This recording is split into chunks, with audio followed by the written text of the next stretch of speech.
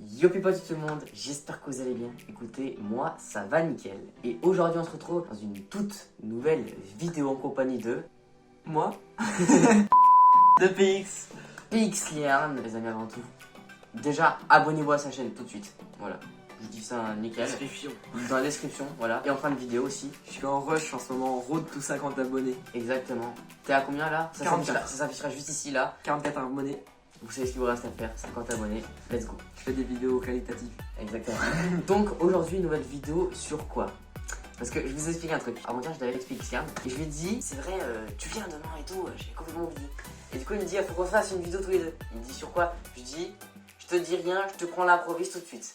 Il me dit, vas-y, donne-moi un indice. Je lui ai dit, un indice, on fait tous les deux, c'est ce qui nous intéresse le plus. Il est arrivé chez moi, il a dit, ah oui, déjà, attends, pour la vidéo, je sais un peu ce qu'on va faire. Il me dit montage, je lui dis, t'es sur la bonne voie. Après il m'a dit montage vidéo, je lui ai rien dit, je lui ai dit non c'est pas ça mais je te dis rien. Du coup aujourd'hui Félix on va faire une vidéo sur, et ce sera la toute première fois, et ce sera ça pendant longtemps sur ma chaîne YouTube, sur l'informatique. D'accord.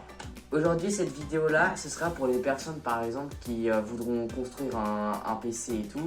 Ok. Savoir les composants, à quoi servent les composants. Donc on va se partager différentes tâches. Donc déjà à savoir ce qu'il y a dans les PC, à quoi ça sert et qu'est-ce qui vaut le mieux pour plus tard pour jouer, pour streamer, parce que ce ne sera pas les mêmes composants pour jouer et streamer.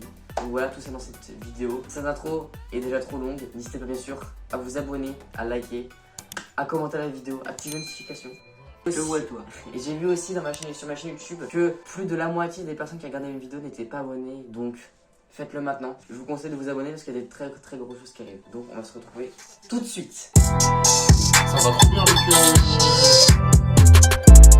le tout premier composant à savoir, c'est le processeur. Donc à quoi sert le processeur? Alors tout simplement, le processeur, c'est entre guillemets le cœur de l'ordinateur, c'est ce qui fait tous les calculs, donc ce qui est indispensable à... Il existe bien sûr deux types de marques par exemple, de marques de processeurs.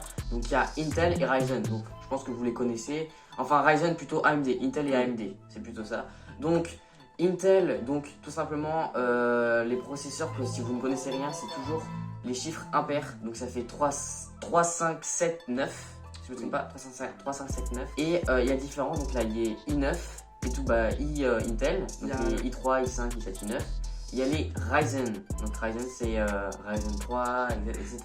Donc quelle est la différence entre les deux? Intel de toute façon c'est pour le gaming, donc pour les jeux vidéo, si vous êtes youtubeur vous allez utiliser du processeur Intel ou Ryzen, c'est quand vous voulez. Mais quand vous entendez certains youtubeurs, le processeur le plus utilisé pour les vidéos et plutôt pour le gaming c'est Intel. Après pour le streaming c'est quoi? Bah il y a Ryzen, mais après Ryzen ça dépend de ce qu'on en utilise. Et parce que Ryzen en fait il y a beaucoup plus de cœurs dans l'ordinateur, donc parce que c'est un processeur, c'est pas juste une boîte avec des trucs dedans, il y a plusieurs cœurs, c'est comme ça qu'on appelle. C'est ce qui fait des calculs, et plus on en a, donc plus ça se disperse les tâches, et donc plus il y a des tâches dispersées, plus ça va vite. Donc pour tout ce qui est calcul 3D, montage, c'est mieux de prendre Ryzen, mais après c'est au choix de tout le monde. Et après, j'ai une question PX. Toi, peut-être que tu peux la répondre. Oui. C'est par exemple, les personnes ils vont aller sur les sites de processeurs et tout, ils vont dire, mais attends, 8 cœurs, mais c'est quoi les threads? Donc du coup, je sais vraiment pas à quoi ça sert, mais donc du coup, j'étais cherché sur internet, ça met... D'après Opera GX, un thread est donc un fil d'exécution, une tâche que doit exécuter le processeur. Un cœur ne peut exécuter qu'un seul thread à la fois, donc si un processeur a deux cœurs, deux threads, deux tâches peuvent être exécutées simultanément et ainsi de suite. Ah ouais, ça veut dire que pour les processeurs qui sont derniers, par exemple j'avais vu les i9 11e, ils ont 7 threads. Ça veut dire qu'en gros ils peuvent faire 16 tâches simultanément. Oui, sauf que il y a des Ryzen, les plus haut de gamme, ils vont à 64 cœurs. Ah ouais. C'est pour ça que c'est mieux pour le montage. Ouais. Ah oui, quand même. Et il me semble que t'en as pour les gros 3D, t'en as à 128, il me semble. Bon, là, ouais. C'est des grosses bêtes. Hein. Ah bah là, oui, c'est. En fait, le prix du processeur, c'est le prix d'un PC entier. Exactement. Voilà à peu près pour les processeurs. Donc, si il vous manque certains trucs, n'hésitez pas à aller sur Google. Maintenant, on va passer à la carte graphique. Du coup, on a eu des petites galères. On va vous le cacher. La carte graphique, qu'est-ce que c'est? Comme on vous l'a dit, le processeur c'est le cœur du PC, la carte graphique c'est le poumon. Dans votre PC plutôt, dans votre PC, si vous avez une carte graphique mais pas de processeur, vous pouvez pas marcher, votre PC peut pas marcher. Si vous avez un processeur mais pas de carte graphique, il peut marcher. Voilà. Parce que dans le processeur, il y a quand même une petite carte graphique, voire le bureau quand même. Dans le processeur, pardon, il n'y a pas de graphique dans le processeur. Du coup, on devait prendre à chaque fois une carte graphique dans le PC, parce que du coup, bah, c'est un peu cher. Voilà. Donc il y a différents types de cartes graphiques. Donc soit comme d'habitude les cartes graphiques Nvidia, il y a une carte graphique aussi AMD. Donc les AMD c'est des RX 6600 et sinon les Nvidia on va pas les nommer donc c'est connu de toute façon les 2000 les dernières c'est les 30 60, 30 70, 80 90 qui sont à des prix exorbitants voilà. Bon, c'est un peu rare les minerais. Pénurie de cartes graphiques et mais tout, donc, je peux vous déconseiller les cartes graphiques AMD parce que j'en ai testé aucune, mais j'ai plein de retours sur des forums et trucs comme ça. Ça chauffe beaucoup en fait. Pour ceux qui sachent, ouais mais je vais faire je construis mon PC, quelle carte graphique prend. Un truc à vous dire, si vous voyez que les 3060 sont ressortis, sont encore sortis, foncez dessus. Parce qu'en fait c'est les meilleures cartes graphiques niveau qualité. Et sinon pour ceux qui ont moins de budget, vous prenez la gamme 50, 750, 2050, 3050. C'est moins puissant que les 3060, mais c'est une carte graphique. C'est pas mal quand même. Voilà, vous pouvez quand même jouer à vous pouvez quand même jouer à des jeux et tout. Voilà. Sur ma chaîne, si vous allez voir, j'ai une C50 sur mon PC. Exactement. La miniature s'affichera juste ici, allez la voir. Donc maintenant, on passe à la mémoire. Ça dépend. Quelle mémoire? Les RAM ou les disques durs? La mémoire vive. D'accord. Donc c'est les RAM. Les RAM, c'est ça. Voilà. Donc maintenant, la mémoire vive. Donc du coup, pour un bon PC, pour que ça fonctionne bien, faut, là maintenant avec les mises à jour de Windows 10, faut 8 Go de RAM absolument. Mais pour un bon PC, il faudrait 16. Ou C'est très bien. Ou 32. 32 c'est un peu trop, mais 12 c'est bien. Ouais. Après c'est moins commun, hein. Mais les RAM, c'est important qu'ils soient de la même fréquence. Donc c'est les gigahertz. Donc que ce soit bien, il y a 4 technologies, DDR1, DDR2, DDR3, DDR4. Faut bien que ce soit les deux mêmes. Donc DDR4, c'est mieux. Il y a même DDR5 maintenant. Oui. Et DDR6 aussi pour les cartes graphiques. Oui, c'est vrai, mais c'est pas trop les mêmes mémoires. C'est pas très mémoire. Et attends, Pix, j'ai une question. Si par exemple j'ai 16 Go de RAM, c'est mieux de prendre des cartes de 4 Go de RAM ou une carte de 16 Go de RAM? Alors, pour moi, ce serait mieux de prendre 2 cartes de 8 Go. C'est mieux. Parce que 4, ça chauffe trop, parce que quand ils sont tous côte à côte, ça chauffe trop, et puis c'est... Vaut mieux prendre un peu plus haut, et en avoir moins, enfin, je préfère mieux. Et s'il y en a une, si elle a tout le travail pour elle toute seule, je pense que ça fonctionne moins bien. Après, toi, t'as regardé une vidéo spéciale, c'est ça? Oui, il disait plus, si par exemple vous avez 32 Go de RAM, vous prenez 4 barrettes de 8. Ouais, c'est bien. Je vous conseille que des 8, c'est bien. Ouais, que des 8, c'est pas... Après, si vous voulez 128 Go Après, de RAM, sachez-le qu'il y a des emplacements à mettre, il y a certains emplacements pour les cartes graphiques, mais pour les RAM, mais on va dire ça après, vous verrez. Donc, maintenant, on va passer à la mémoire, à l'autre mémoire. le stockage. Au stockage, voilà. Du coup, maintenant, il existe deux types de stockage. Donc, stockage interne SSD et stockage aussi interne HDD. Quel est le mieux entre SSD et HDD? Moi, je dirais personnellement le SSD. Parce Ça que dépend, c'est quoi votre budget. oui, tout dépend des quoi. Bah, en vrai, ça va, il y en a pas pour si cher. Hein. Pour un bref de 500 Go, t'en as pour. Et de vos utilisations. Si vous faites du petit travail de bureautique, je vous conseille un tout petit SSD Oui. de 64 Go pour mettre Windows et trucs comme ça dessus. Et pour tout ce qui est, vous mettez sur HDD, comme ça c'est beaucoup. Ouais, c'est ça. Et par contre, si vous êtes comme nous, vous faites des vidéos, un petit peu streaming, du montage, je vous conseille, moi, c'est ce que je ferai personnellement dans mon prochain PC. C'est soit prendre un SSD de 500 Go, soit prendre un SSD de 1 Tera. Au moins, moi personnellement, je prendrais SSD 1 Tera et HDD de 2 Tera plus tard. Ouais, pareil. Plus tard. Plus tard. Pas maintenant. Mais ouais, moi je suis content. Pourquoi? Parce que le SSD, c'est pour le transfert des fichiers, c'est le meilleur, c'est plus rapide. Bah en fait, le HDD, je vais vous expliquer brièvement, c'est un disque dur. Il y a une aiguille qui vient chercher les données comme ça. Faut que le SSD il se fait pas chier en fait. Il prend tout ça. Oh Windows, oh, je le prends. Et c'est pour ça que ça s'appuie. C'est ça, exactement. C'est très brièvement. Ouais, c'est très. En tout cas, on voit sur les différences entre le HDD, le SSD et le HDD, ça va super bien. Mais il y a des très bons HDD, des 15 000 tours minute. Ça va presque aussi vite que des SSD, mais bon, c'est très rapide. Hein. C'est super bien. Du coup, maintenant, on va passer, bien sûr, à la motherboard, autrement dit la carte mère. La carte mère, donc qu'est-ce que c'est? Donc déjà, carte mère, je pense que vous devriez à peu près, après tout ce qu'on a dit, vous savez à peu près ça sert à quoi. La grande carte électronique où vous branchez tous les trucs dessus. Exactement. Par exemple, on va mettre une image là de carte mère. Donc, vous voyez au-dessus là, au-dessus, il y a un petit, une petite forme de carré, c'est là où se met le processeur. Ensuite, juste normalement à droite, vous avez des petites barrettes comme ça, c'est là où se met la RAM. Après, ça dépend des barrettes. Oui, ça dépend des Et barrettes aussi. regardez sur l'image, tu vas faire des petits zooms Ouais. avec des. Ouais. Ensuite, après, normalement, en dessous le processeur, il y a où se branche le SSD. Oui, bah en général. Hein, Oui, en général, c'est pas tout le temps là. Et encore plus en dessous, vous avez là, là où vous branchez la carte graphique. Comme on vous l'a dit, il existe plein de différentes cartes mères parce que toutes les cartes mères ne sont pas compatibles avec certains processeurs. Par exemple, vous aurez des cartes mères qui seront compatibles avec des i5 10e, 11e, mais pas des i7 10e. C'est surtout la fréquence de votre processeur qui va jouer. C'est ça. Mais aussi avec les cartes graphiques et surtout les barrettes de RAM. Parce qu'il y a certaines cartes mères qui sont compatibles à maximum 64 Go, mais ça peut être en dessous pour les vieilles. Ça se trouve que si on met 16 Go de RAM, la carte mère peut griller quoi. C'est ça. C'est un peu cher. Oui, bon, il y en a de tous les prix de toute façon, il y en a de tous les prix.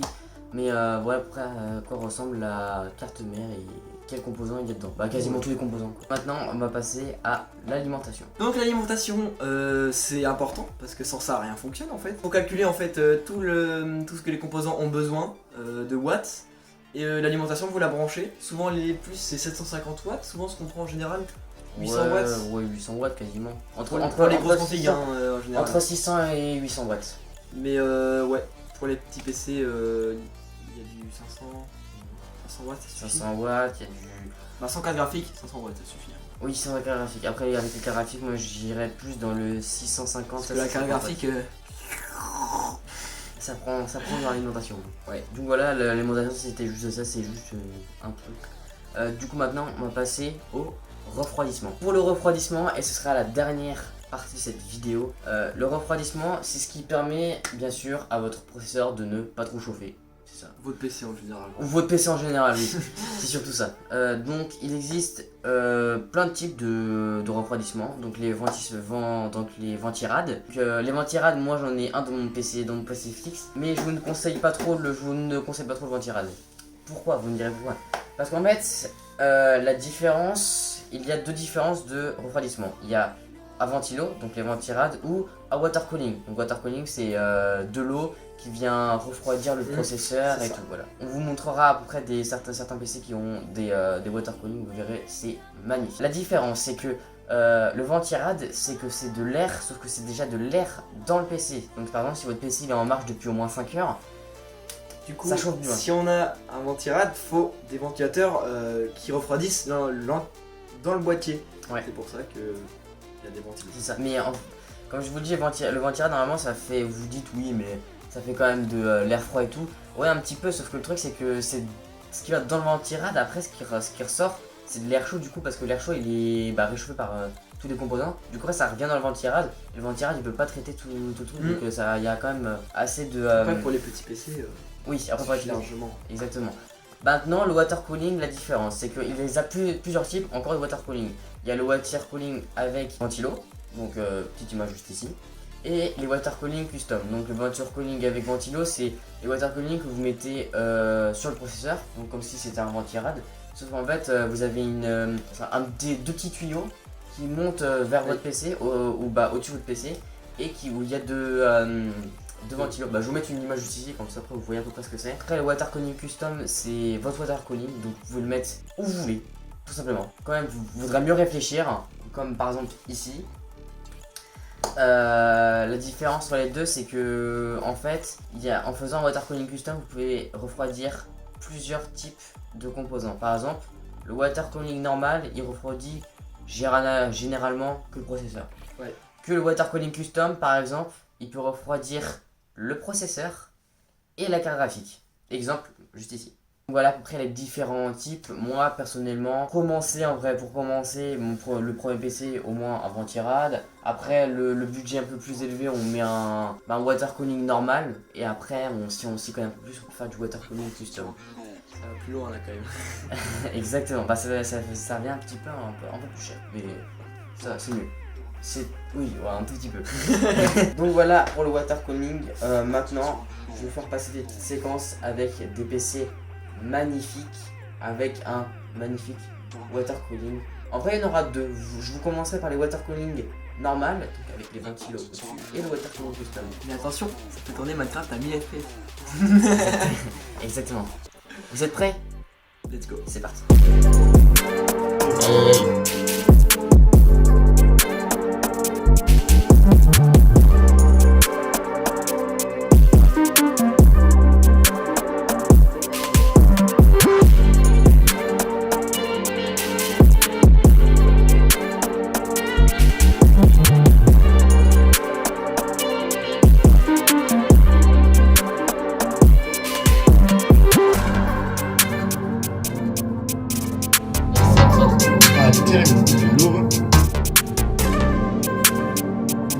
Donc voilà, j'espère que cette vidéo vous aura plu. N'hésitez pas bien sûr à vous abonner à la chaîne, activer les notifications, à liker, à commenter la vidéo, ça ferait super plaisir. À vous abonner à sa chaîne.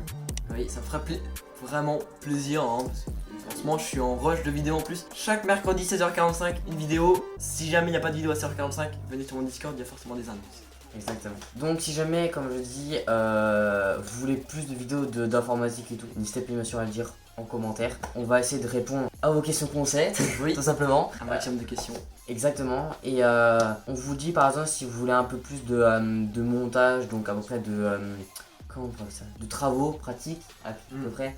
Par exemple, comment enlever une carte mère, comment remettre une carte mère et tout. Voilà, par contre, il faudrait prendre des PC qui puent la merde. Mais sinon, par exemple, pour ceux qui se demandent, pour mon PC bien sûr, j'ai fait déjà une configuration. Et bien sûr, le jour où je vais recevoir ça, bien sûr, je vais l'inviter lui, comme ça on va faire une vidéo tous les deux. Comment tout monter. Tout monter en vidéo, comme ça vous saurez comment monter. Mais ça se trouve, il y aura les deux PC à monter en même temps. Le sien, le mien. Sans doute, peut-être. Peut-être, je sais pas quand ça va être. Hein. C'est ça. Donc, voilà. Moi, personnellement, je vous dis à la prochaine vidéo. C'était Anix et PX. Ciao. Bisous.